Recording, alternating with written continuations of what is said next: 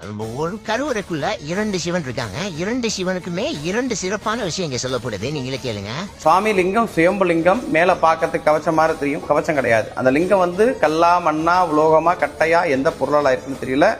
சுவாமி பஞ்சபூதங்களோட சேர்க்க ஒரு நாள் இருந்து பார்த்தோம்னா 5 வர்ணத்தையும் நல்லா பிரத்யட்சமா பார்க்கலாம். காலம்பரம் 6லேருந்து 8:30 வரைக்கும் தாமிரமும், 8:30லேருந்து 10:30 வரைக்கும் இளஞ்சிவப்பும், 10:30லேருந்து 1:10 உருக்கிய தங்கமும், 1:10லேருந்து 3:30 நவரத்ன பச்சை மரகத பச்சை, 3:30லேருந்து 6 இஷ்டகாமியம். இந்த வர்ணத்தை ஒரு நாள் இருந்து பார்த்தா 5 வர்ணத்தையும் பார்க்கலாம்.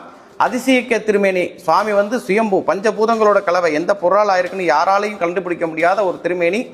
அதே மாதிரி சிவபெருமானுக்கு பக்கத்துலேயே அகஸ்தியர், ஒரே ஆவடியாரில் 2 லிங்கம் இருக்கிறது இந்த உலகத்தில் இங்கே மட்டும்தான்.